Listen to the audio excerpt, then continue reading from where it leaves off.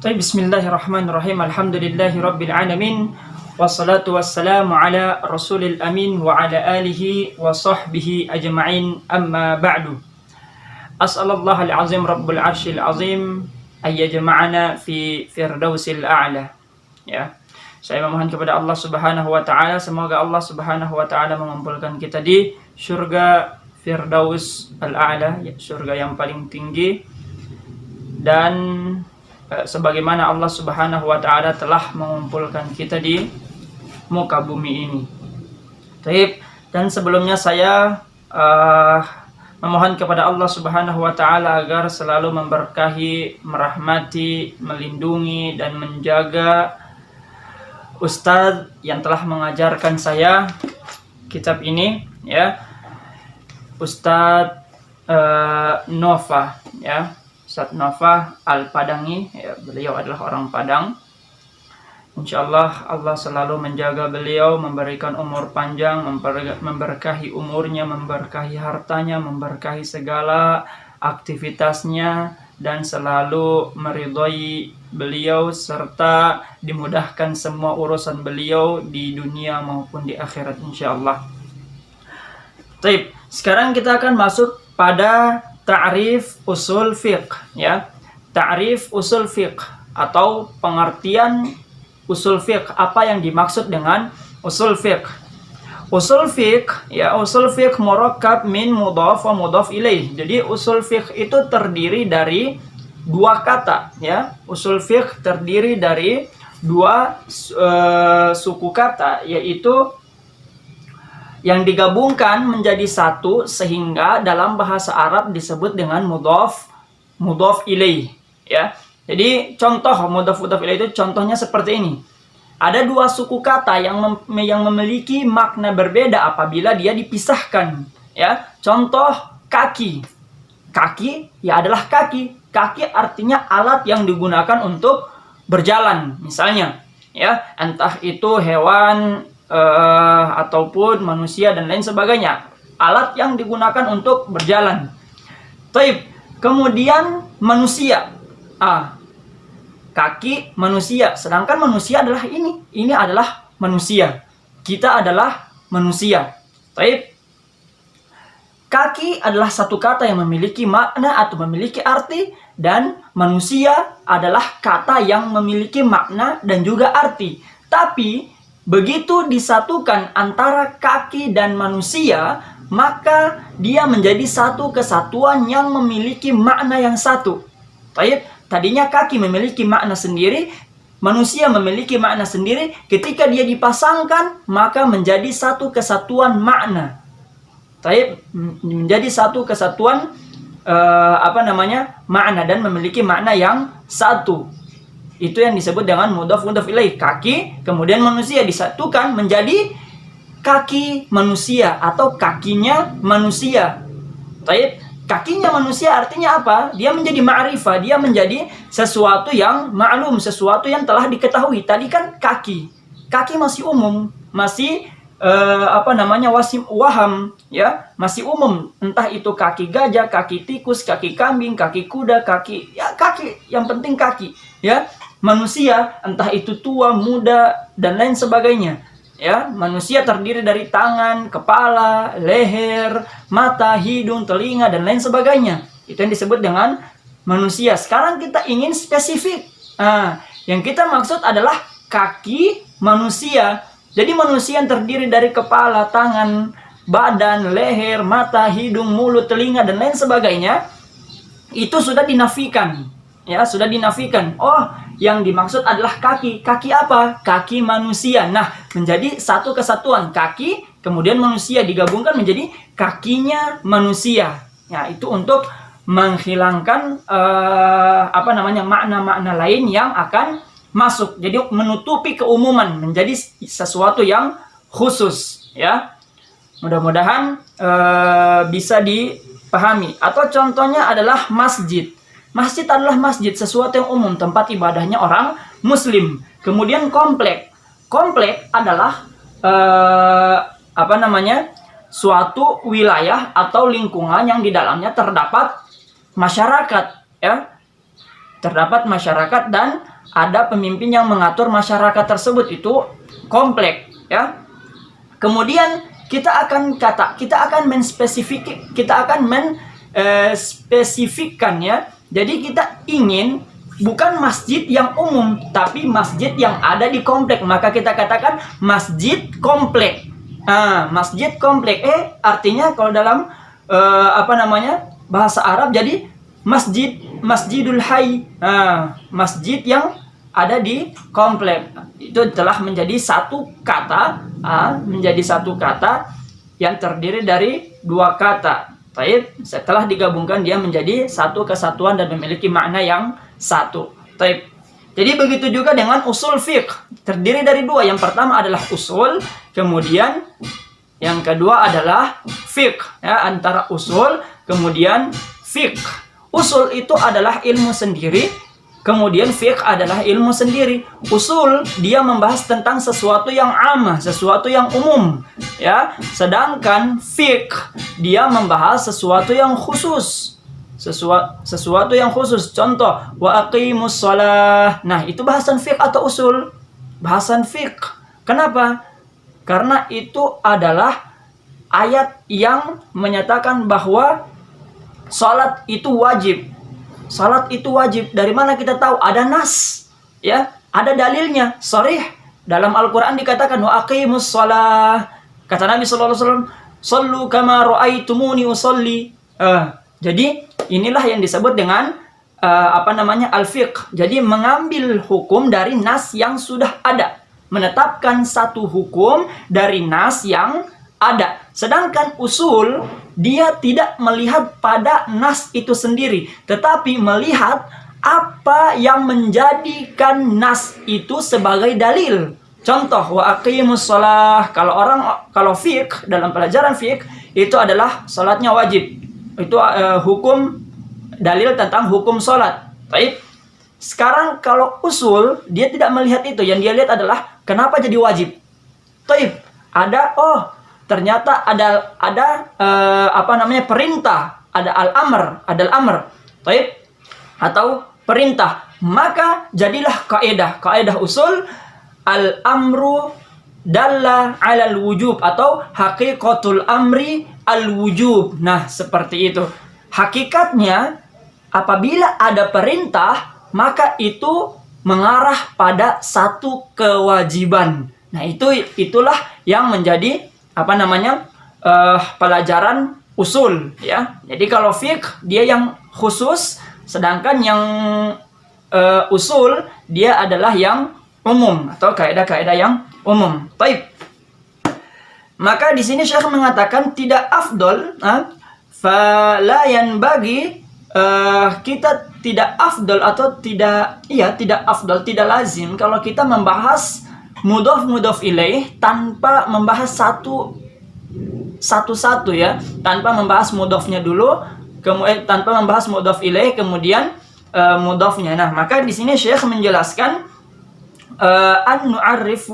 maka kita akan menjelaskan dulu mudhofun ilaih summa nu'arrif al-mudhof.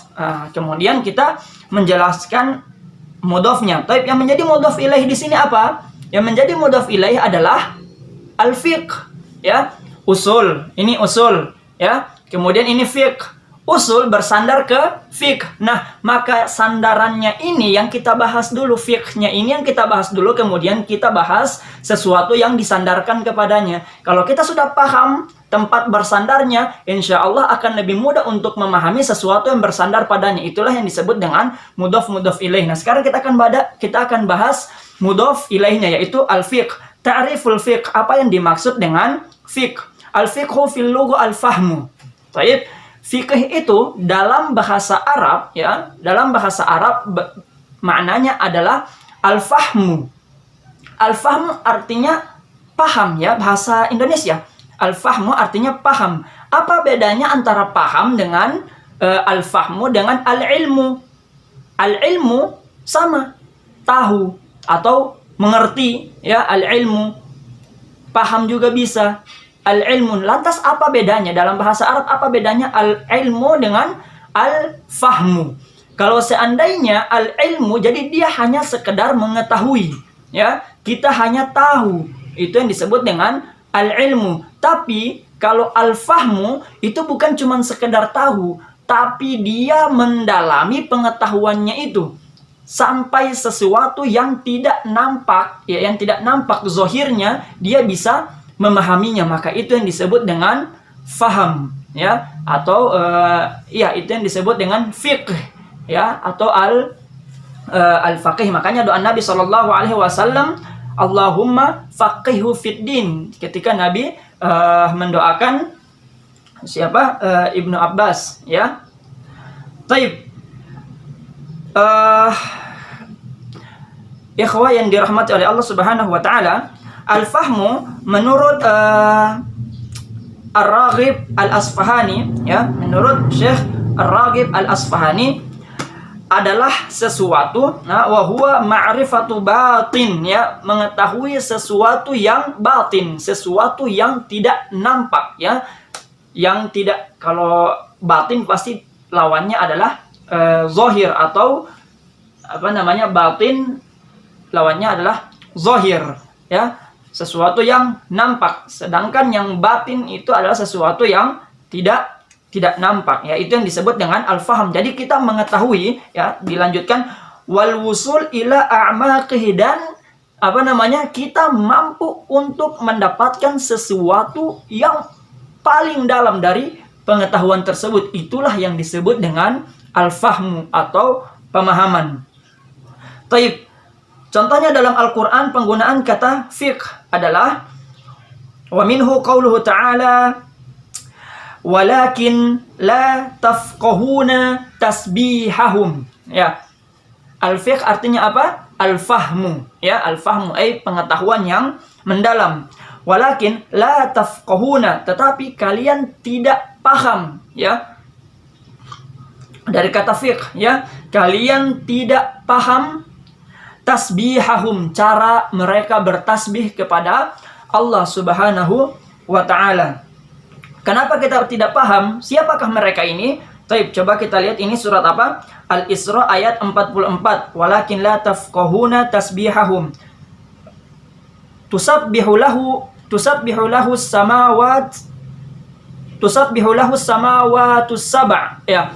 Ya, jadi langit yang 7 itu bertasbih kepada Allah Subhanahu wa ta'ala. Tusabbihu lahu samawat as-saba' wal ard. Kemudian bumi juga bertasbih kepada Allah Subhanahu wa ta'ala. Tidak berhenti sampai di situ. Wal ard wa man fihinna. Wal ard wa man fihinna. Kemudian bumi dan juga apa yang ada di dalam bumi itu, yang ada di dalam bumi itu semuanya bertasbih kepada Allah Subhanahu wa ta'ala. Jadi yang pertama, langit yang 7 bertasbih kepada Allah, kemudian bumi dan seluruh isinya bertasbih kepada Allah Subhanahu wa ta'ala. Wa in min syai'in illa yusabbihu bihamdih.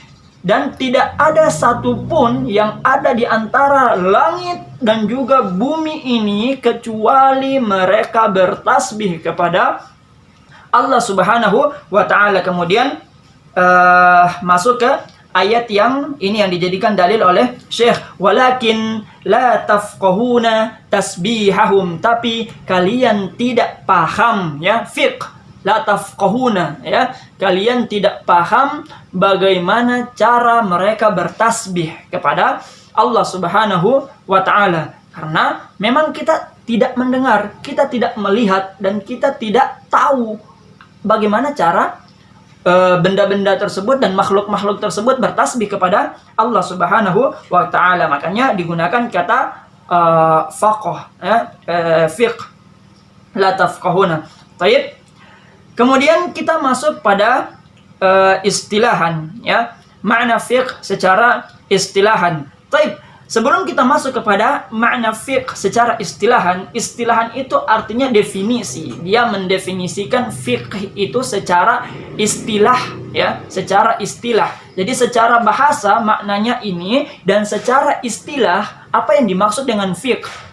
Ya, kalau secara istilah itu dia akan menjelaskan secara umum, secara global apa saja yang dibahas di dalam ilmu tersebut. Ya, jadi apa saja yang akan dibahas dalam ilmu tersebut itu sudah dituliskan dalam ta'rif atau dalam definisi, ya. Makanya ketika kita memahami definisi, insya Allah kita akan paham apa yang ada di dalam ilmu tersebut. Tapi makanya tidak salah kalau setiap ilmu yang kita pelajari itu pasti diawali dengan definisi atau ta'rif, ya. Karena dengan mengetahui definisi itu, kita akan memahami isi yang terkandung di dalam satu ilmu tersebut. Dalam ilmu mantik, ya, dalam ilmu mantik itulah masuk pada bab ta'rif, ya. Pada bab ta'rif itu yang masuk pada syarat, ya. Syarat dari definisi atau syarat dari ta'rif. Syarat dari ta'rif diantaranya ada 4, ya. Diantaranya yang paling pertama dan yang paling utama adalah ta'rif itu harus bersifat jami', kemudian mani'. Apa yang dimaksud dengan jami', mani'? Jami' artinya dia mengumpulkan segala sesuatu yang akan dibahas pada ta'rif tersebut. Ya, itu yang disebut dengan jami'. Jadi syamil. Ta'rif itu hanya dengan hanya dengan menta'rif kita langsung paham apa yang dimaksud, ya, secara keseluruhan. Contoh, apa yang dimaksud, siapa Faisal, ya, siapa Faisal.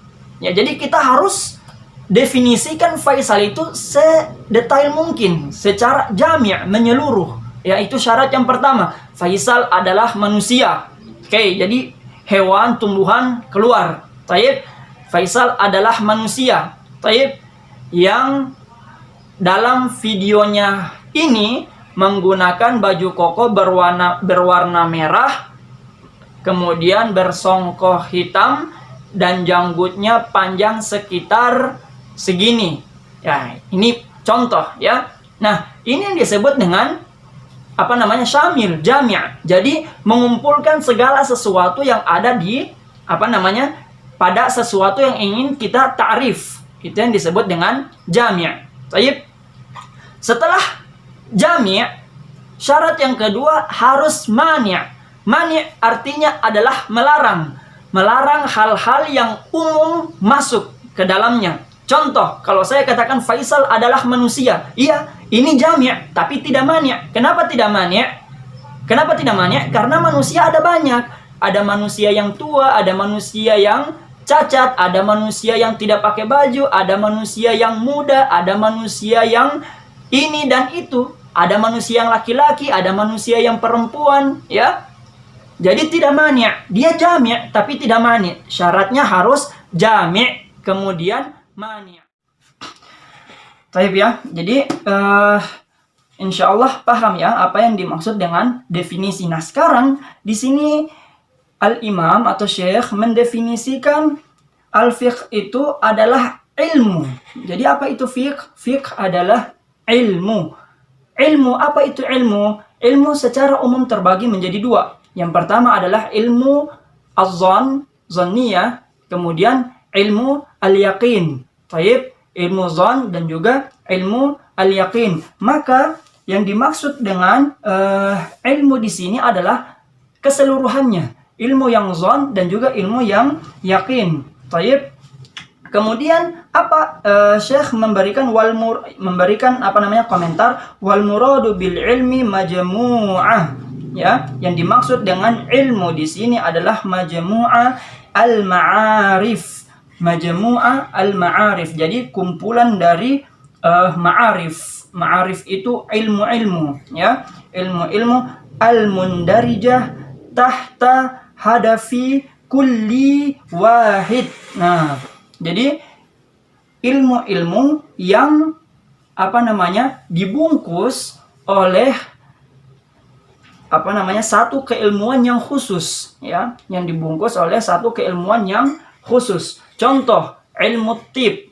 Ilmu tib artinya adalah ilmu tentang kesehatan atau ilmu kesehatan. Jadi yang dibahas adalah tentang kesehatan semua.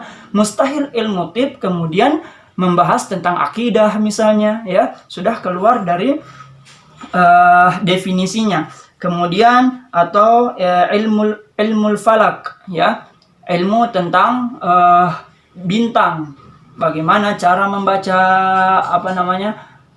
menentukan bulan, musim, hari, dan lain sebagainya dengan berpatokan kepada bintang-bintang yang ada seperti hilal, hisab, dan lain sebagainya ya. Taib, itu yang disebut dengan al-ilm. Jadi taib, nah ini yang disebut dengan jami' mani'. Taib, ilmu ini kan umum. Taib, ilmu ini masih umum. Segala sesuatu yang berkaitan dengan pengetahuan maka itu disebut dengan ilmu. Maka datang kalimat setelahnya. Kalimat setelahnya ini yang menjadi mani'. Taib, kalimat setelahnya ini yang menjadi mani'. Mani' artinya yang akan melarang ilmu-ilmu yang lain. Yang dimaksud di sini bukan ilmu tib, bukan ilmu kesehatan, bukan ilmu perbintangan, bukan ilmu falak, bukan ilmu filsafat, bukan ilmu Quran dan lain sebagainya ya. Bukan ilmu matematika. Yang dimaksud dengan ilmu di sini adalah al-ilmu bil ahkam. Taib. Jadi sudah terikat ya, sudah dilarang untuk masuk ilmu-ilmu yang lain. Yang dimaksud dengan ilmu dalam ta'rif fiqh adalah ilmu bil ahkam, ilmu yang berkaitan dengan hukum-hukum. Taib, sekarang kita bahas lagi al-ahkam. Al-ahkam itu secara umum dia terbagi menjadi 3. Al-ahkam asy-syar'iyyah, al-ahkam al-aqliyah, al-ahkam al-hissiyah. Al-ahkam asy-syar'iyyah artinya hukum-hukum yang berkaitan dengan syariat. Taib. Kemudian ada al-ahkam al-aqliyah. Al-ahkam al-aqliyah artinya kita menghukumi sesuatu itu menggunakan akal pikiran kita, menggunakan logika kita, dan juga menggunakan segala sesuatu yang berkaitan dengan akal ya. Entah itu konsep-konsep berpikir atau lain sebagainya yang ada di dalam ilmu mantik atau ilmu filsafat, itu yang disebut dengan al-ilmu al-ahkam al-ahkam al-aqliyah. Kemudian ada al-ahkam al-hissiyah. Al-ahkam al-hissiyah artinya adalah hukum yang kita ambil berdasarkan perasaan ya, berdasarkan yang kita rasakan. Itu yang disebut dengan hukum al-hissiyah. Jadi kita mengambil satu hukum itu sesuai perasaan kita, sesuai dengan nurani kita, sesuai dengan kata hati kita. Kalau memang kita terbiasa jahat, bisa-bisa sesuatu yang jahat itu kita akan hukumi biasa saja, hukumi mubah misalnya ya. Makanya ada yang mengatakan al-'adatu muhakkamah ya. Jadi adat istiadat atau kebiasaan masyarakat itu bisa menjadi satu hukum. Tapi apabila hukum itu memang tidak bertentangan dengan hukum-hukum syariah, hukum-hukum yang disyariatkan oleh Allah Subhanahu wa ta'ala. Kalau seandainya ada di satu kampung itu terbiasa untuk melakukan zina, maka kita katakan zina di kampung itu menjadi halal. Kenapa? Karena al-'ada muhakkamah. Apakah ini masuk? Tidak. Kenapa? Karena dia bertentangan dengan hukum syariah yang sudah dijelaskan di dalam Al-Quran, wala taqrabuz zina. Dan Nabi SAW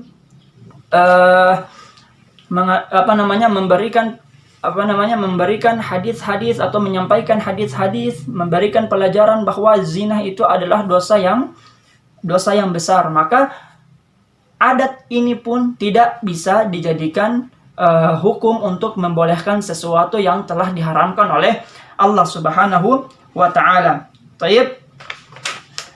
Jadi kita berusaha untuk lebih singkat ya, karena di video yang pertama 1 jam lebih ya. Jadi kita usahakan di video-video berikutnya hanya kisaran setengah jam lah, 30-40 menitan lah. Jadi kita ringkas-ringkasnya. Taib.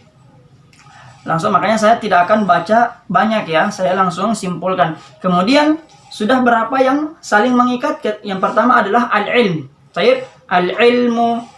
Kemudian bil ahkam, al-ilmu bil ahkam, udah saling mengikat nih.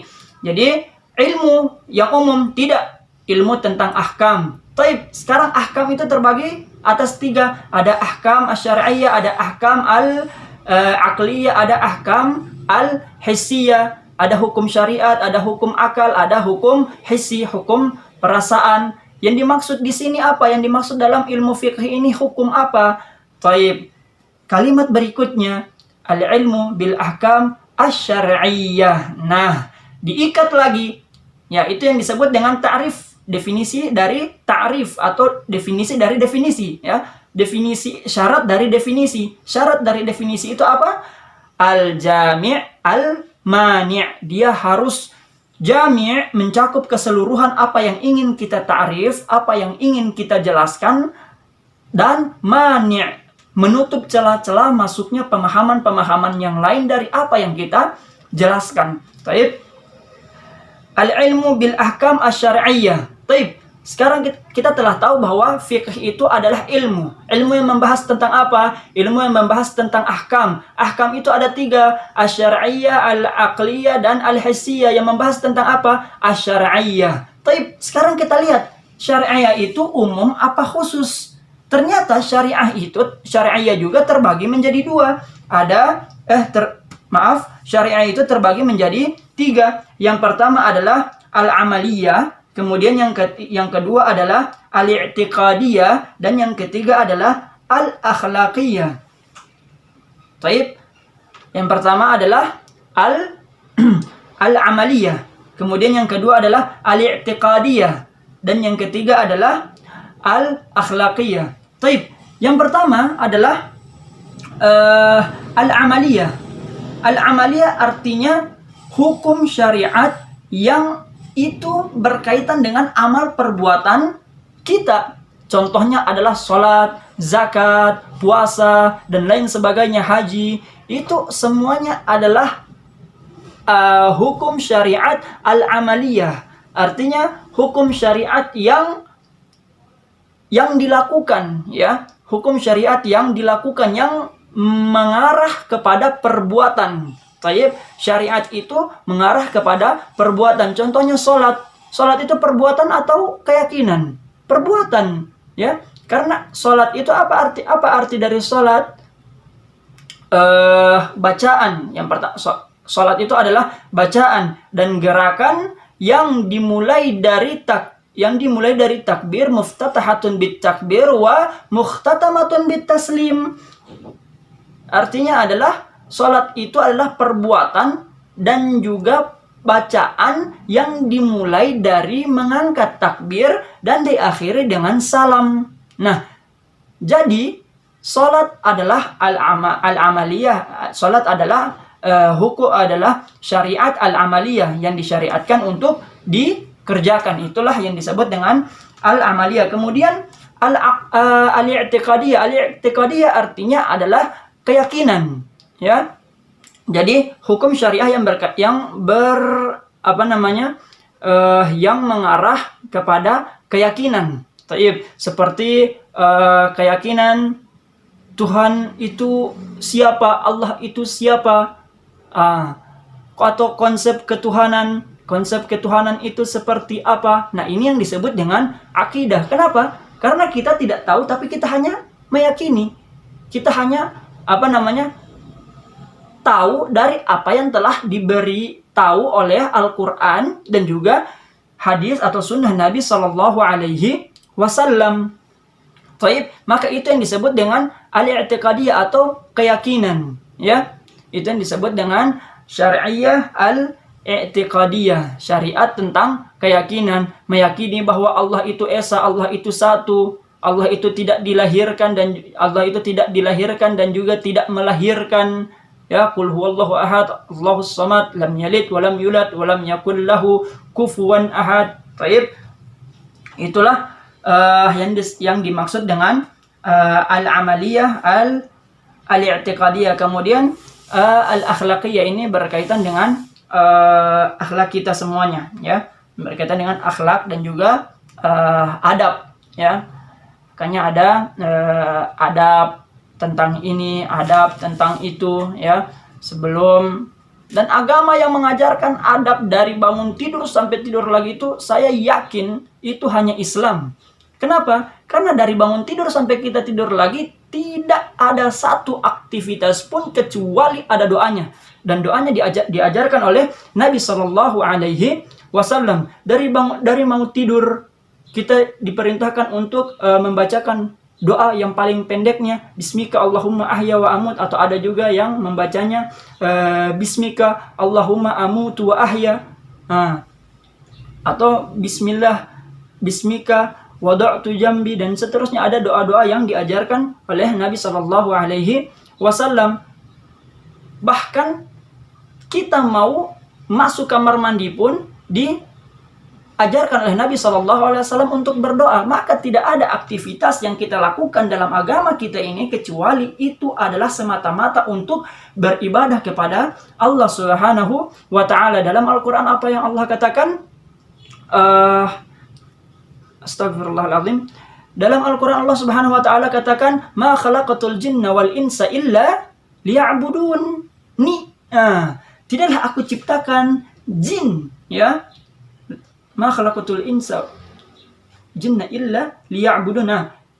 Ins, manusia, dan juga jin, tidaklah Allah ciptakan jin dan manusia, atau manusia dan juga jin, semua makhluk yang ada di muka bumi ini kecuali untuk beribadah kepada Allah Subhanahu wa Ta'ala. Ya'buduni. Cuman ya-nya dihapus. Ya, itu dalam ilmu bahasa, ya. Baik, tapi itu bukan yang menjadi bahasan kita. Kita fokus lagi pada fiqh supaya videonya tidak terlalu panjang. Baik. Kemudian Nabi Shallallahu Alaihi Wasallam mengatakan dalam hadis qudsi, ya ibadi, Allah berfirman, ya ibadi, khalaqtuka lil ibadah, fala tal'ab. Wahai hambaku, kata Allah, khalaqtuka lil ibadah, aku menciptakan kamu itu untuk beribadah kepada Allah Subhanahu wa Ta'ala. Fala tal'ab, maka janganlah kalian bermain-main dengan hidup kalian. Kenapa? Karena hakikatnya hidup kita ini untuk beribadah kepada Allah Subhanahu wa Ta'ala. Taib, kita tinggalkan itu, kita masuk pada al-amaliyah. Taib, jadi yang pertama adalah al-ilmu. Apa yang dimaksud dengan fiqh? Yang pertama, fiqh itu al-ilmu. Ilmu apa? Bil ahkam, ilmu tentang hukum. Hukum apa? Asy-syar'iyyah. Taib, asy-syar'iyyah yang mana? Al-amaliyah. Karena syariah ada 3 kan? Ada al-amaliyah, al-i'tiqadiyah, dan akhlakiyah. Taib. Jadi yang mana? Yaitu al-amaliyah. Taib. Al-amaliyah artinya adalah syariat-syariat yang mengacu kepada pekerjaan atau amalan, ya, atau perbuatan. Jadi keluar dari sini mani', ya, jami' mani'. Taib. Jami' mani'. Jadi keluar dari sini segala sesuatu yang tidak ada kaitannya dengan al-amaliyah. Jadi akidah, fiqh bukan. Kenapa? Karena fiqh hanya membahas ilmu tentang ahkam syariah yang bersifat amalan, yang bersifat perbuatan. Taib. Zikir masuk tidak? Zikir masuk tidak? Masuk. Kenapa? Karena zikir adalah perbuatan. Setiap kita selesai sholat, disunahkan untuk berzikir. Taib. Dan lain sebagainya. Oke. Sekarang kita masuk pada al-muktasab. Jadi harus sesingkat mungkin, ya. Al-muktasab. Taib. Al-muktasab min adillatiha at-tafsiliyah. Sudah berapa? Sudah 4. Al-ilmu bil ahkam asy-syar'iyyah, al-amaliyah, al-muktasab. Taib. Apa itu fiqh? Fiqh itu adalah ilmu. Ilmu tentang apa? Tentang hukum. Hukum apa? Hukum syariah. Syariat yang mana? Al-amaliyah, syariat tentang perbuatan. Taib. Al-ilmu bil ahkam asy-syar'iyyah, al-amaliyah. Al-amaliyah, al-muktasab. Al-muktasab artinya yang diambil dari ijtihad. Ya. Al-muktasab artinya ilmu yang didapatkan secara ijtihad. Taib. Al-muktasab sifatu lil ilm. Nah, al-muktasab ini adalah sifat dari ilm. Jadi yang bil ahkam asy-syar'iyyah al-amaliyah, nah itu adalah yang menjadi mani', ya, yang menjadi mani' dan juga jami' dalam dalam ta'rif al-fiqh istilahan, ya. Jadi yang dimaksud dengan fiqh itu yang telah kita sebutkan tadi, kemudian al-muktasab. Nah, jadi ilmu al-muktasab artinya ilmu yang didapatkan, ya, ilmu yang didapatkan dengan cara ijtihad. Al-muktasab artinya ada ijtihad, ya. Jadi tidak seperti ilmu ladunni. Ilmu ladunni itu adalah ilmu yang langsung diberikan oleh Allah Subhanahu wa taala. Ilmu ladunni seperti ilmu Rasul sallallahu alaihi wasallam, seperti pengetahuannya Nabi sallallahu alaihi wasallam. Siapa yang mengajarkan Nabi sallallahu alaihi wasallam? Allah langsung. Baik. Melalui siapa? Melalui Jibril. Berarti ilmu Jibril juga tidak masuk dalam pembahasan fiqh. Maka itu bukanlah pembahasan fiqh, itu adalah pembahasan akidah. Kemudian ilmu Allah, pengetahuan tentang Allah, pengetahuan Allah, itu juga tidak masuk dalam bahasan fiqh. Kenapa? Karena itu adalah bahasan akidah. Yang masuk dalam bahasan fiqh adalah sesuatu yang kita dapatkan dengan cara ijtihad, ya. Baik. Di sini Syekh mengatakan wal ilmu al-muktasab huwa al-hadits alladhi yahsul bijtihad wa amalin, ya. Jadi sesuatu amalan yang kita dapatkan atau ilmu yang mampu kita kuasai, ya, ilmu yang kita kuasai, dan ilmu itu tidak kita kuasai secara mubasyarah, secara langsung, tiba-tiba langsung langsung bisa menghitung, atau tiba-tiba langsung saya langsung paham rumus fisika, rumus matematika dan lain sebagainya tanpa dia berusaha. Nah, ini tidak masuk dalam bahasan fiqh. Yang dimaksud adalah suatu kejadian atau ilmu, ya, alladzi, yang mana ilmu itu yahsul bijtihad, kita mendapatkan sesuatu itu dengan ijtihad, ya, wa amalin, dan juga perbuatan. Baik, paham sampai sini insyaallah? Fa yukhraj ilmu Allah azza wa jal fa innahu azali. Baik, maka keluar dari bahasan ini ilmu Allah Subhanahu wa taala. Fa innahu azali, azali itu artinya sabit, tetap, ya, tidak bisa diganggu gugat. Wa ilmu Jibril, ilmu Jibril alaihi salam, fa innahu, sudah saya jelaskan tadi, ya, dan juga ilmu Nabi Muhammad sallallahu alaihi wasallam, maka itu adalah ilmu ladunni, ilmu yang dia dapatkan dari Allah Subhanahu wa taala secara langsung melalui Jibril. Bismillah.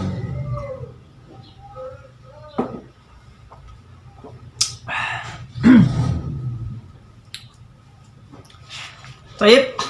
Kemudian yang terakhir adalah, sudah berapa? Sudah 5, ya. Al-ilmu bil ahkam asy-syar'iyyah al-amaliyah al-muktasab min adillatiha at-tafsiliyah, yang terakhir. Al-muktasab min adillatiha at-tafsiliyah artinya adalah ini muta'alliq biqaulihim al-muktasab. Jadi min adillatiha at-tafsiliyah ini dia masih ada kaitan erat dengan kata al-muktasab. Apa arti al-muktasab? Sesuatu yang kita dapatkan dengan cara ijtihad, dengan cara kerja keras, dengan cara berusaha untuk mendapatkan sesuatu tersebut. Itu yang disebut dengan al-muktasab. Baik, maka bagaimana cara kita mendapatkannya? Nah, itu kan. Jadi ada iktisab, itu artinya usaha. Iktisab itu artinya perbuatan untuk mendapatkan ilmu. Baik, apa usaha kita untuk mendapatkan ilmu? Nah, di sini ini yang disebut dengan jami' mani'. Maka dia dikumpulkan kemudian jadi mani', melarang definisi yang lain masuk. Apa? Min adillatiha at-tafsiliyah. Oh, jadi ilmu bukan yang kita dapatkan dari hal-hal yang lain, bukan ilmu yang kita dapatkan dari mimpi, ilmu yang kita dapatkan dari ada usaha kerja keras. Tapi misalnya kita ingin paham matematika, tapi yang kita baca buku bahasa Indonesia. Maka ilmu al-muktasab masuk, ya, tapi tidak sesuai dengan apa yang tidak masuk logika dengan apa yang kita inginkan. Kita ingin paham ilmu matematika, tapi buku yang kita pelajari setiap hari adalah buku bahasa Indonesia. Maka ini tidak masuk. Baik. Nah, makanya di sini diikat dengan kata min adillatiha at-tafsiliyah. Dari mana kita mengambil usaha untuk mendapatkan ilmu tersebut? Min adillatiha at-tafsiliyah, dari dalil-dalil yang tafsili. Apa itu tafsili? Dalil-dalil yang juz'i. Dalam ilmu mantik juga disebutkan ada dua ya. Ada juz'i dan juga ada kulli. Tapi kita tidak akan membahas ilmu mantik ya. Baik. Al-adillah at-tafsiliyah adalah hiya al-adillah al-juz'iyah al-khassa bi kulli mas'alatin fiqhiyah. Baik. Jadi dalil yang tafsili itu adalah dalil yang menunjuk pada satu masalah yang khusus. Baik. Menunjuk pada satu masalah yang khusus, atau dengan bahasa yang lain, dengan kata lain, hukum itu ada karena memang ada nas atau ada dalil yang mansus. Dalil yang mansus seperti ada hadis, ada ayat ya yang menyebutkan secara khusus tentang hukum dari hukum dari sesuatu tersebut. Contoh ya, dia memberikan contoh di sini, hurrimat alaikumul maitah. Baik, hurrimat alaikumul maitah. Hurrimat alaikumul maitah ini dalil untuk apa? Ini dalil yang menggambarkan bahwasannya segala sesuatu dari hewan yang tidak disembelih itu mati karena tidak disembelih atau bangkai, itu hukumnya adalah haram. Baik, ini dalil tentang haramnya bangkai.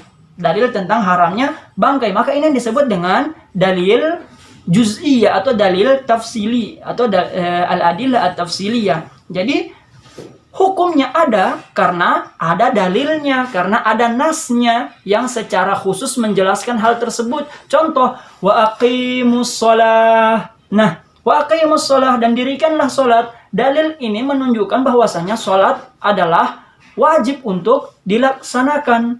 Ini tafsili atau ijmali. Tafsili. Kenapa tafsili? Karena hukumnya ada karena ada nas atau dalil secara khusus yang menjelaskan hal tersebut. Baik. Kemudian contoh yang lain, wala taqrabuz zina, dan janganlah kalian mendekati zina. Dalil ini menandakan bahwasannya zina itu hukumnya haram. Dari mana kita tahu? Ya jelas ayatnya menyebutkan wala taqrabuz zina, janganlah kalian mendekati zina. Baik. Nah, itu yang disebut dengan dalil juz'i. Dalil juz'i, adillah juz'iyah, artinya hukum itu ada karena memang ada dalil yang secara khusus menyebutkan tentang hukum sesuatu itu. Ya. Baik. Atau di sini ada contoh yang lain lagi nih. Di sini disebutkan ayyuma ihabin dubigha faqad tahura. Semua kulit itu kan asalnya ihab itu sesuatu yang mati ya, kulit dari hewan yang mati ya, hewan yang mati tanpa disembelih, hewan dari bangkai ya. Apa hukum? Kan bangkai hukumnya haram ya. Bagaimana kita mengambil kulitnya? Nah, bagaimana mengambil kulitnya? Ada cara yang diajarkan oleh Nabi, dengan cara di bahasa Arabnya adalah dabgu itu artinya kayak orang mau yang dikeringkan, kemudian dicuci pakai kapur, pakai bahan-bahan zat-zat kimia seperti itu. Itu yang disebut dengan dabgun. Nah, maka ini adalah dalil yang menunjukkan bahwa dalalatu ala tahara jil. Maka ini dalil yang menunjukkan bahwa boleh bahwasanya kulit dari bangkai itu menjadi menjadi toharoh, menjadi suci ya, menjadi bersih apabila dilakukan dabgun. Dabgun artinya dicuci, kemudian ditaruh kapur atau pakai pasir, pakai apa, yang penting jadi memang benar-benar bersih. Baik. Nah, Itulah yang disebut dengan, itulah yang dimaksud dengan al-fiqh. Baik, sekarang kita masuk pada apa yang dimaksud dengan usul. Langsung lompat ya, apa yang dimaksud